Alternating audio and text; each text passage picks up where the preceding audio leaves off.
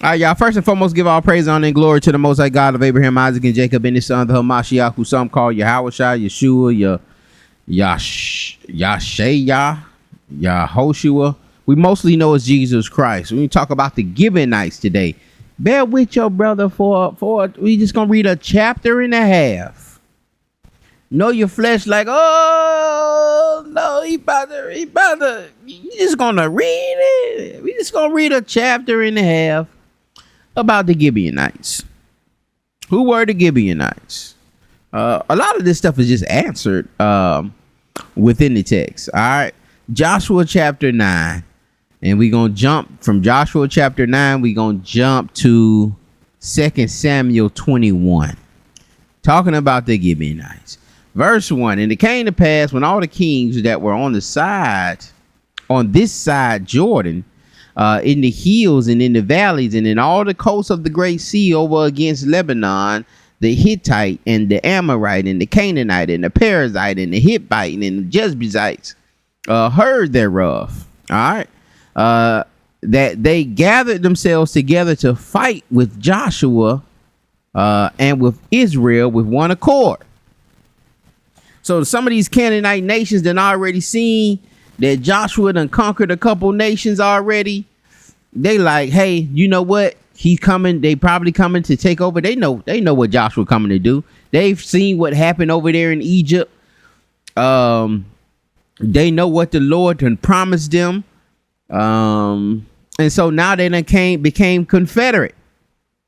They done came confederate to battle Joshua. Like, hey man, let's all come together and battle this joker, except one nation. Except this nation here. And when the inhabitants of Gibeon heard that what Joshua had done unto Jericho and Ai, they did work willily. All right. They kind of was a little deceptive. Let's look at that word. Let's not guess. Willily. What is we talking about here when we say willily? Crafty. All right, they got a little crafty. And went and made as if they had been ambassadors, and took old sackcloths upon their asses, and wine bottles old and rent, and bound up. All right, so they tried to make like they were some, great citizens, a political, somebody of higher stature of a country somewhere far off, and they got mold. They getting, if you could, we gonna keep reading here, but they done put sackcloth and certain things on their asses that make it look as if they've come from some far place. But they are a nation that's close, that's in range, that's in the way or in the path of Joshua. In old shoes and clouded upon their feet, and old garments upon them, and all the bread of their provisions was dry and moldy. And they're going to use that dry and moldy bread. And they went to Joshua unto the camp of Gilgal, and said unto him and to the men of Israel, we be come from a far country. Now therefore make ye a league with us. All right, we come from a far, we don't know what's going on out here. We come from a far country. Can you make a treaty? Can you make a pact with us? Can you help us out? And the men of Israel said unto the Hivites, peradventure you dwell among us. Well, what if you really dwell among us? And how shall we make a league with you? But what about if you really dwell among us, you really darn across the street here, and you from these cities that we about to go into? Now how we gonna make a league with you when we at war with these folks? We got to get these folks up out of here. Lord told us to conquer these people and get them up out of here, destroy them, annihilate them. And they said unto Joshua, we are thy servants. And Joshua said unto them, who are ye? And from whence come ye? And they said unto him, from a very far country, thy servants are come because of the name of the Lord, because of the name.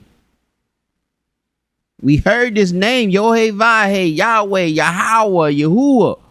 We heard this name, thy God, your God. For we have heard the fame of him and all that he did in Egypt. And this is why he did this is why he operated the way he operated in Egypt, so that the fame of his name can be spread across the four corners. And all that he did to the kings of the Amorites that were beyond Jordan, in Sihon, king of Heshbon, and to Og, king of Basan, which was at Ashtaroth. Wherefore our elders and all the inhabitants of our country spake to us, saying, take victuals with you for the journey, and go meet them, and say unto them, we are your servants. Therefore now we make ye a league with us. Now therefore now make ye a league with us.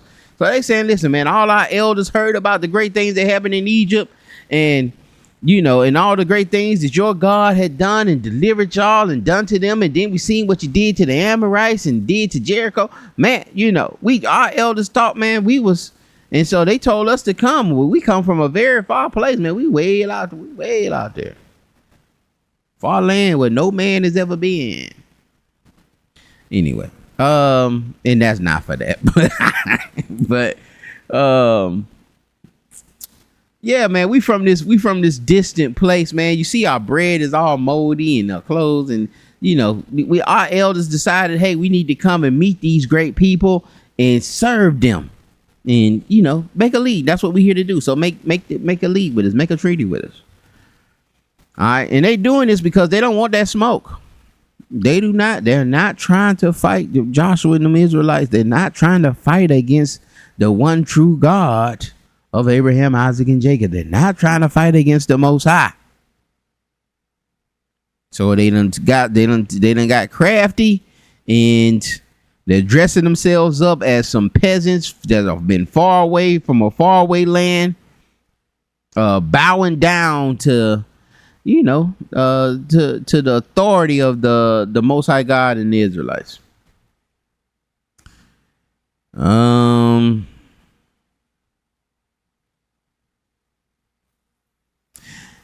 Is this where we at?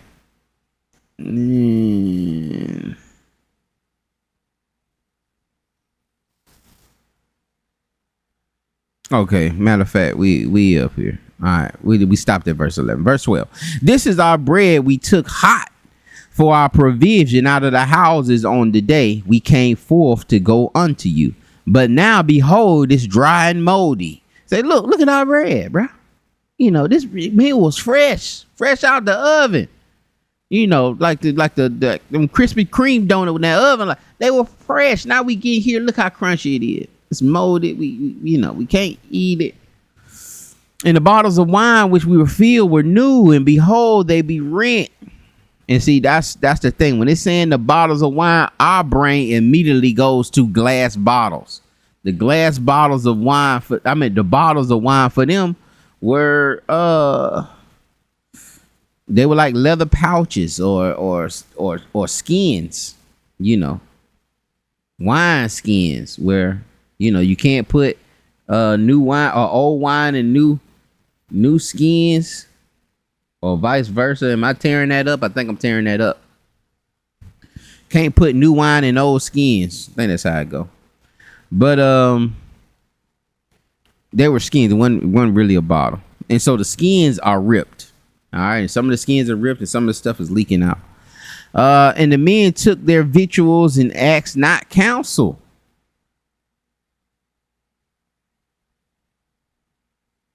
Let me go back up. And these our garments and our shoes are become old by reason of the very long journey. And the men took their victuals and asked not counsel at the mouth of the Lord. And this is a very vital moment here.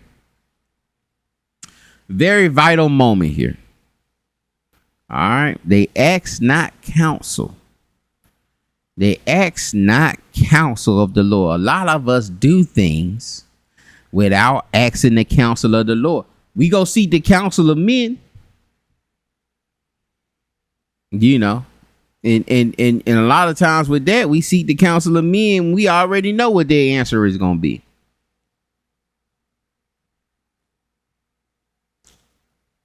We already know.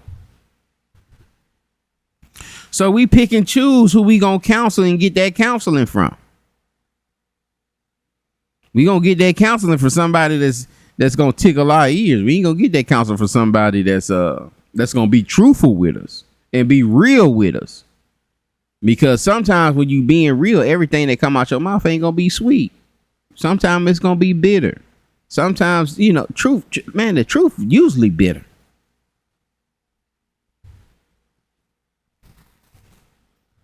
The truth usually bitter, man.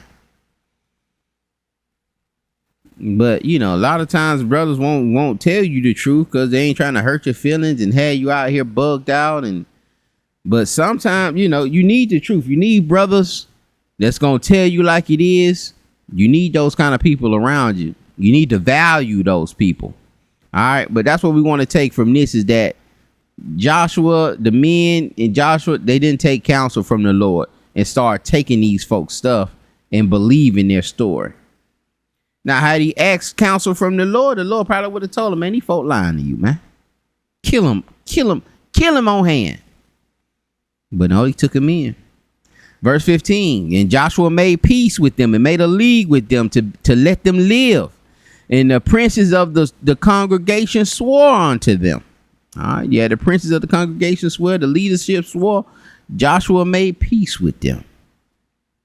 And it came to pass at the end of 3 days that after they had made the league with them, that they heard that they were their neighbors and that they dwelt among them. And the children of Israel journeyed and came unto the cities on the third day. Now their cities were Gibeon and Shephirah and Beeroth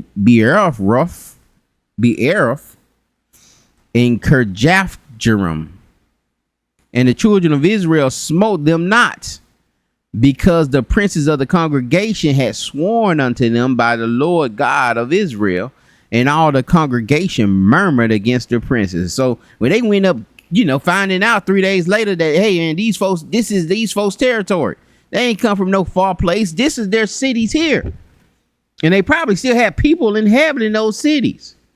But Israel didn't smite them because of the promise that was made prior. Even though they done figured out that they done lied, but now they done, you know, they see they done made this promise. And the princes and Joshua made this promise. And look, it says the people murmured against him. The people know that Joshua and them made a mistake. Where we at? There we are. And all the congregation murmured against princes. When you in leadership, you got to watch the decisions you make. And jokers may not say nothing to you directly, but they may murmur. They, you know, that murmuring may build up, and it may not. And you know, here, you know, Joshua made a mistake. So the murmuring is valid, like it's validated, like it's justifiable murmuring. Because look, we know what the Lord told us to do. Now we got to go through this city and not touch these folks when the Lord said annihilate everybody here. Oh, jokers is murmuring. Jokers is questioning leadership. Like, hey, should we be really following this joker? We just got out the darn wilderness. Just had to sit up here and circumcise ourselves. And man, come on, man. The man finna get us in more trouble, man. Verse 19. He says, but all the princes said unto all the congregation, now the prince is trying to address the congregation. Leadership trying to calm it down. We have sworn unto them by the Lord God of Israel. Now, therefore, we may not touch them. Jokers like, man, I'm finna kill these jokers. Me and my house, we gonna serve the Lord. I'm finna kill these jokers. He said, nah, we swore unto them. Leadership said, we swore unto them. We can't touch them. Verse 21. And the princes said unto them, let them live, but let them be hewers of wood and drawers of water unto all the congregation, as the princes had promised them. And Joshua called for them, and he spake unto them, saying, wherefore have ye beguiled us? Why you beguiled us? Why you tricked us? Saying, we are very far from you, when ye dwell among us. Why you do that? Now therefore you are cursed, and there shall none of you be freed from being bondmen and hewers of wood and drawers of water for the house of my God.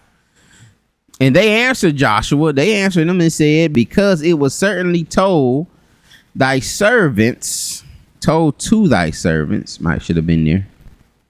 It was certainly told to thy servants. But again, comparative text. And am I wrong? Would I be wrong if I translate about and I put two there? No, you're not wrong. This is how these things have to come about, because the Hebrew don't have some of these implying words there. Because it was certainly told thy servants how that the Lord thy God commanded his servant Moses to give you all the land and to destroy all the inhabitants of the land from before you. Therefore we were so afraid of our lives because of you, and have done this thing. Now this we did, you told me why, you asked us why we did it.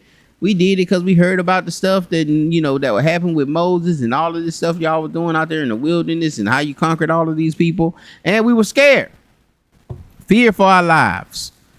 And we did what we thought would preserve it, which it kind of worked.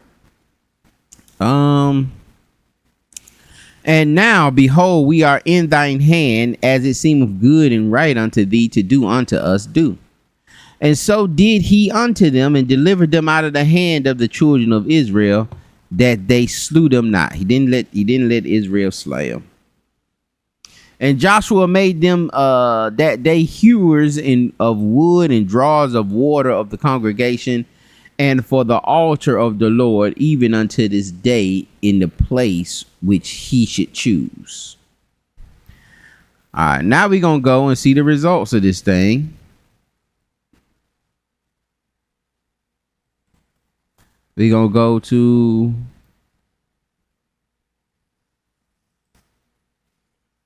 2 Samuel 21. The Gibeonite revenge. All right, we only going to read 15 verses, y'all. We only going to read down to 15.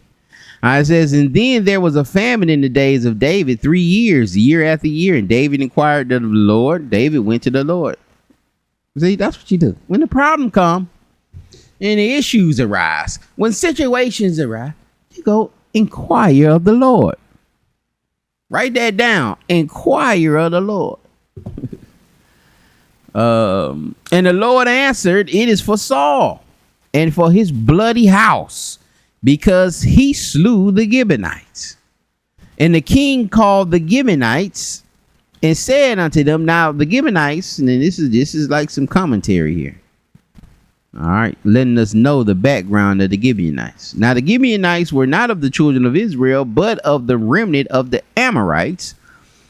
And the children of Israel had sworn unto them, and Saul sought to slay them in his zeal to the children of Israel. Saul was like, listen, man, y'all, I know that little craftiness that y'all did, man.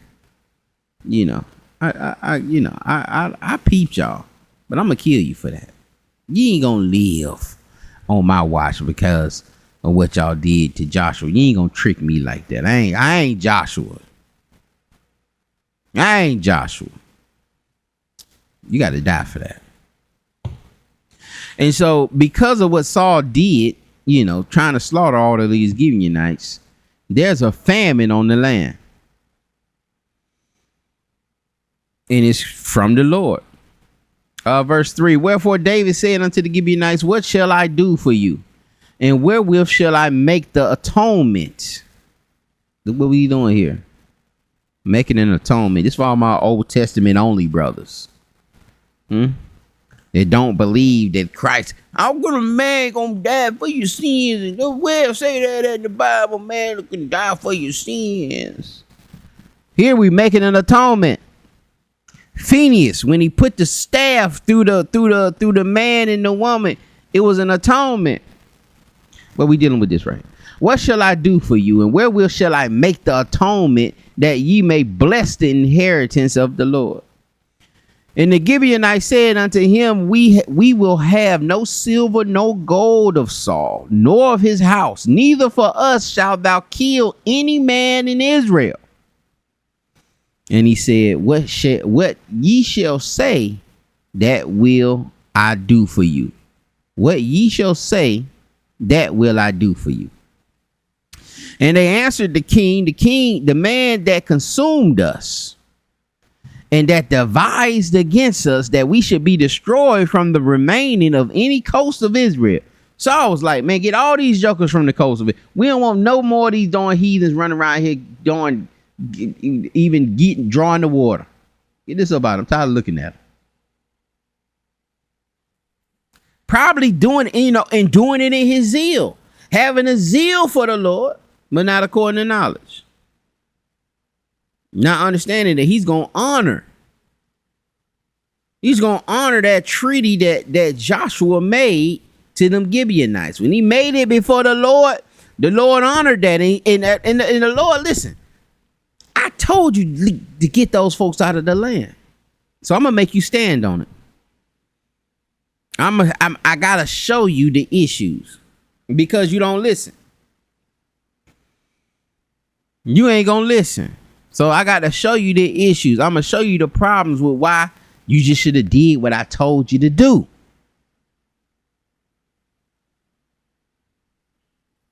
You want to make treaties with them, huh? Okay. Now your partner coming in. Now you want a king to be over you. Okay. Now you got a king over you. Your king want to kill him.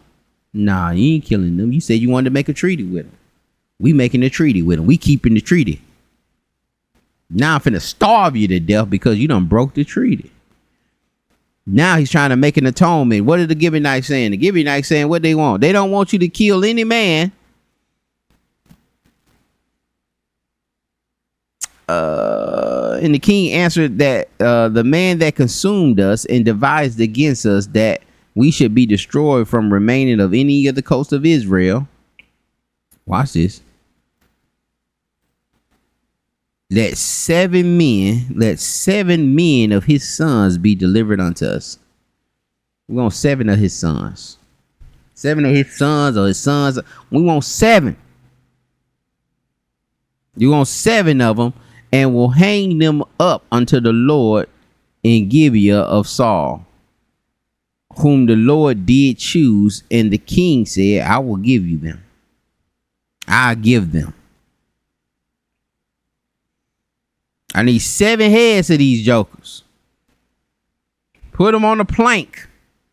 I need the 7 heads of Saul for trying to murder us out. Y'all made a treaty with us. Joshua made a treaty with us. Now you trying to murder us off. We need 7 heads of that king. Now that you're in charge. And then Most High waited till David got in charge. Yeah, this is one of the first things you're going to need to do. This is one of the first things you're going to need to take care of.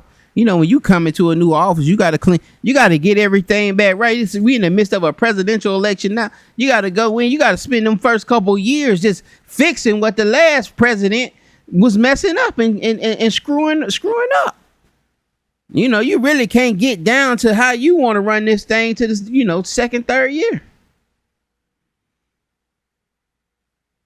He says, but the king spared Mephibosheth, the son of Jonathan, the son of Saul, because of the Lord's oath that was between them, between David and Jonathan, the son of Saul. But the king took the 2 sons of Rizpah, the daughter of Aiah, whom she bare unto Saul, Money and Mephibosheth, and the 5 sons of Michal, the daughter of Saul, whom she brought up for Adriel, the son of Barzillai, the Meholatite. Meholatite. So we have the two. So we have two sons of Rizpah, and then we have 5 sons of Michal, the daughter of Saul. All right, 5 of his grandsons. Okay. We needed 7, and he delivered them into the hands of the Gibeonites, and he just handed them over. Imagine that, man. And I'm sure the people were with Saul, because Saul was for the people. You know, that's what got him in trouble. You know, man, let's keep some of this stuff and let's do this right here. And then let's get all of these folks up out of here. Come on now. I'm sure the people wanted them folks up out of there too. But imagine them 7 sons having to walk down there and be handed over. You know, because of the sins of their father. And he delivered them into the hands of the Gibeonites, and they hanged them in the hill before the Lord. And they fell all 7 together, and were put to death in the days of harvest, in the first days, in the beginning of barley harvest. It's almost like a first fruits, an atonement. And Rizpah, the daughter of Aiah, took sackcloth and spread it upon the rock from the beginning of the harvest until the water dropped upon them out of the heaven, and suffered neither the birds of the air to rest on them by day, nor the beasts of the field by night. Rizpah, all right, she had the 2 sons. Rizpah was mourning so deeply that she took a sackcloth out, laid it on a rock, and sat in front of them sons, her sons that were killed, and hanged out there. She stood in front of them to keep and made sure that no animals, while they head is decaying, made sure that no crows and vultures ate at their flesh, and no beast ate them at night. She's sitting there, she gone. And thinking about, you know, these things are chronicled throughout history.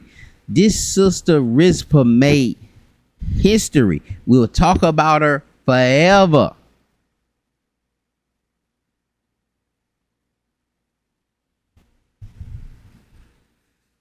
You think she had a choice in this? Nah. Gave birth to 2 sons that she had to watch get slaughtered. And not slaughtered, but, you know, hanged. And I visualized their heads on a stick, but they might have just been hanged like, you know, like lynchings. They wanted their head. And they hanged them in the hill before the Lord. And they fell all 7 together, and they were put to death in the days of the harvest, the first days of the beginning of the harvest. And Rizpah, the daughter of Aiah, took sackcloth, spread it for her upon the rock from the beginning of harvest until the water dropped upon them out of the heaven, and suffered neither the birds of the air to rest on them by day, nor the beasts of the field by night. And it was told to David. And this may, like, when you have like a New King James, they may correct that. It may say, and it was told to David. All right. Just to help with the English. Well, Rizpah, the daughter of Aiah, the concubine of Saul, had done. And David went, and so, you know, they telling David about, man, she won't leave. She been there the whole season. She been there the whole barley season. She been sitting there the whole barley season, waving off crows, waving off vultures, waving off jackals and animals and foxes trying to eat her at night, eat the bodies at night. She been waving them off. to try to make sure that they have a decent, maybe one day they can get a decent burial. That they not out here like Jezebel being eaten by the darn dogs. It's one thing I had to watch them and hand them over to watch them die, but I don't have to let them get eaten by the dogs. This was reported back to David. The people were concerned. Reported it back to David. And David went and took the bones of Saul and the bones of Jonathan, his son, from the men of Jabesh Gilead, which had stolen them from the street of Bethshan, where the Philistines had hanged them. When the Philistines had slain Saul in Gilboa. So he done went and got those bones back that these jokers done, these jokers had when they hung them, and the jokers stole the bones. David went back and got those bones of Saul and his great friend Jonathan. And he brought up from thence the bones of Saul and the bones of Jonathan his son, and they gathered the bones of them that were hanged. And the bones of Saul and Jonathan the son and his son were buried they in the country of Benjamin in Selah. And this land was given. That land that the Gibeonites had in those couple cities, that land was given to Benjamin. It was allotted to Benjamin. They buried them in the country of Benjamin in Selah, in a sepulchre of Kish, his father. And they performed all that the king commanded. And after that, God was entreated for the land. And even in that, sister, mourning, until he took those bones and did right by them bones and those bodies that were hanged up there, he didn't release that famine. Once he released that famine, that sister had peace. Once Saul and Jonathan, their bones were laid to rest. The Most High was at peace with Israel, and he entreated. And after that, God was entreated for the land. He released that thing off of them.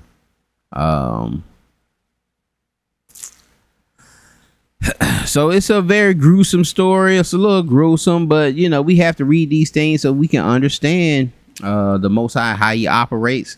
And again, the very important thing of this lesson that before you do anything, you need to inquire of the Lord. You need to inquire of the Lord. You need to don't just counsel with your partners. Counsel with the Lord. I pray this thing was edifying. Y'all be blessed. We'll see you on the next one.